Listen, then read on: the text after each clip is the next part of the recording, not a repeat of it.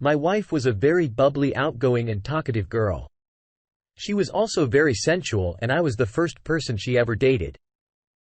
We met at a karaoke bar when she was 19 and I was 24. We immediately started seeing each other as often as possible.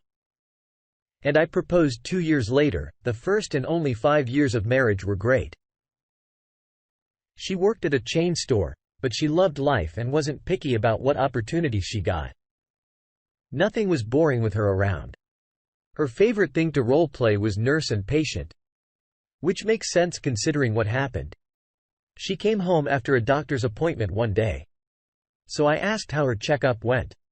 She behaved so oddly for something that should have been so simple. I asked her what was wrong, but she wouldn't admit that anything unusual happened. I kept asking if she was sure because by this point I knew her really well and she looked distracted, perplexed and just a little bit pleased. I wondered if she was amused by my concern. I let it go.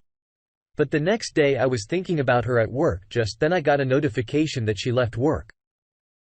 She went to the doctor's office again. I immediately started to worry that my wife was diagnosed with something. I got home from work. And when she got home, after an hour-long doctor's visit, I asked her what was wrong. She asked what I was talking about. And obviously I told her. I knew she went back to the doctor's again. All the color left her face and she asked how I knew. I laughed uneasily and reminded her we have each other on a family GPS for safety's sake. She looked like she was going to be sick.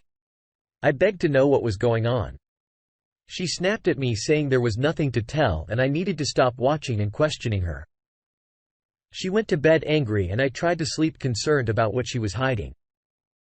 No intimacy occurred between us for a few days. And overall, she didn't seem to know what to say to me until one night at 3 a.m.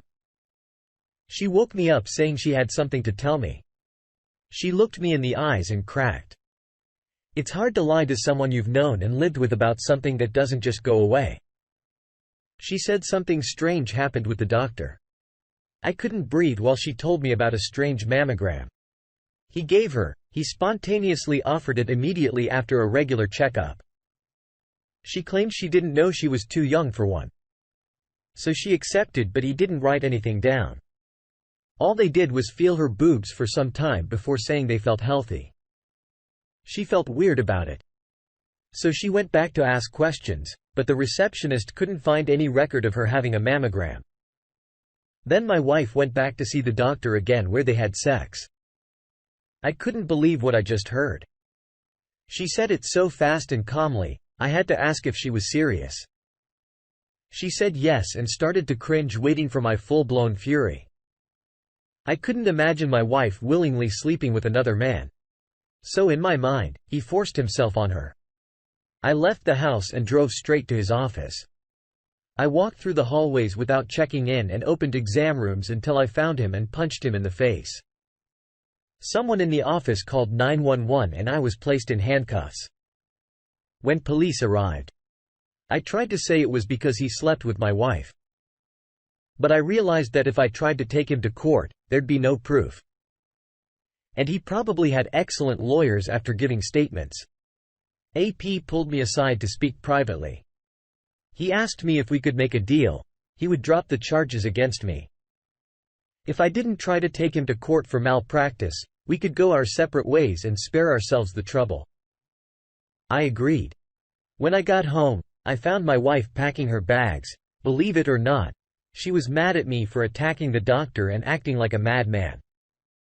I told her I wasn't crazy for wanting to defend her or fight someone that took her from me. Then I added that I wanted to break up. She was surprised because she thought her leaving was on her own terms. I told her I couldn't touch her ever again, knowing she slept with the doctor, and thought I was crazy for reacting. She also failed to tell me the truth for several days. Suddenly she didn't want to keep packing and started looking for any reason that I should want her to stay. I told her to get out over and over until she was walking out sobbing and apologizing even though she was just sorry. I didn't want to forgive her. She said she was going to her parents' house, but she didn't actually plan on staying there. She was staying with the doctor and I found out because she couldn't resist taking a selfie with him since we were getting divorced. She must have thought it was safe to post a cute dating picture. Well, it wasn't cute and she posted it just in time for me to give it to my lawyer to help prove the infidelity that resulted in our divorce. I didn't have to give her anything. Even though AP was able to keep his practice, the town knew that somehow he was suddenly with my wife and caused our divorce. His business still took a hit and then he broke up with my ex. That's when she started to emotionally pay the price for breaking my heart and trust. She finally had no one, which is just what her actions yielded. I am sorry. Your wife slept with her doctor after he gave her an unofficial checkup. He definitely took advantage of his position as a doctor and deserves whatever karmic effect those actions would have. Your wife must have been very immature and thoughtless to give in to this man so easily. And a part of me believes she went back for the sole purpose of fulfilling her fantasy. I am relieved that you found out and took action. You got a punch on the doctor and expressed just how wrong your wife's actions were. She probably wanted you to beg her to stay since she started packing while you were gone. When it didn't work, she realized how bad she messed up. She still had the nerve to think she deserved a happy dating selfie after you kicked her out. But you used that to your advantage too. It's fine. Karma that she couldn't end up staying with the doctor after proving she didn't deserve that security and dedication from any man. Thank you for sharing your story with us. Now, let's get into our second story for today. My girlfriend and I met through a publishing company. She worked in the office headquarters and I was on a tour of the building when my book was getting published. They expected me to have another book ready and I was feeling optimistic about it. When I met her, she was impressed and flirted with me. Our first date was that night and she moved in with me. A year later, we stayed together over the next 8 years and had a daughter after 2 years together. During that time, I wrote my second book and started working on my third. I had other writing jobs too, but my third book was expected to sell even more than my first two. So I focused on it. However, I started to run out of ideas. My plot seemed off and I couldn't figure out where to go next. I started second-guessing the whole thing, which really discouraged me because I had 3 years or more invested into it. My girlfriend was by my side, but she started to lose patience. She started trying to give me ideas or talk to me about it. I appreciated her attempt, but her ideas were terrible and not what I was going for. I kindly let her down repeatedly and started working on something else. She was actually mad at me for not working on the one that was closer to being done. Then I got sick. I got a type of infection in my blood that nearly killed me. I was hospitalized for about 3 months before I was allowed to go home. But I still needed my girlfriend's help while I couldn't write. It was up to her to care for her daughter and pay her mortgage without financial assistance. She couldn't keep up. Our daughter was able to stay with her mom while she worked or spent time with the AP. She found while I was on bed rest, I heard her and my daughter arrive home. I looked forward to either of them coming upstairs to see me. I waited and waited, but I couldn't hear anything. Finally, my daughter came in and told me her mom told her they were going to Disneyland without me instead with AP. She said his name, but I didn't know what she meant. I stood up with panic rising in my chest. I looked over the balcony to the living room and saw a man sitting on the couch. I yelled to ask who he was and made him jump. He stood up and looked scared and confused.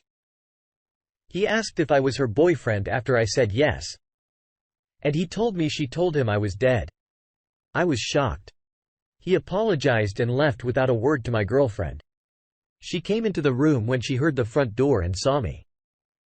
I was furious with her and asked what the heck was going on. I told her, our daughter said they were going to Disneyland with AP and he told me. She said I was dead. She was furious at me. She told me she would grow into an old woman as she waited for me to adequately provide for our family. So she had no choice but to go sleep with him and lie about me. On top of that, she also didn't use the money he gave her to pay the mortgage. So we were in financial trouble. I was in financial trouble.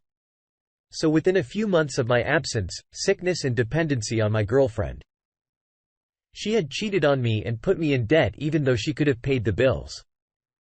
I was a fool for ever trusting her to be my significant other. Their bags were already packed.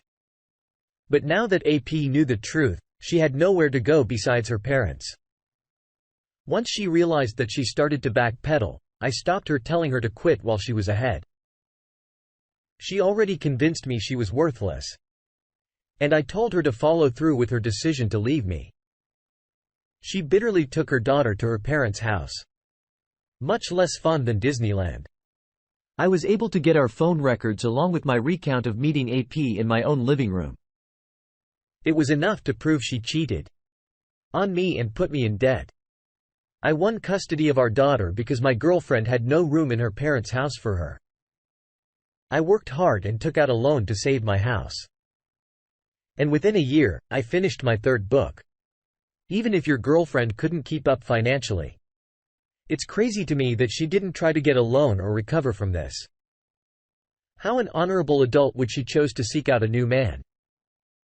Claiming it was to save the life arrangements she made with you, but it wasn't. She didn't save the house. She only cheated on you and took advantage of the situation. I am so glad AP left immediately. So she had to realize what she'd done and face the abrupt consequences of her choices. Her evil, selfish plan backfired when you start a relationship with someone you're supposed to support and encourage them through the hardest times. Failing to do that just proves that they don't know how to form a partnership. They don't understand what's expected of them when they claim to love another person. You certainly didn't deserve this, and I admire you for the steps you took and decisions you made. Thank you all for taking the time to listen to today's stories. If you enjoyed listening, please feel free to like and subscribe if you haven't already. Also comment below with your thoughts on what happened. Take care.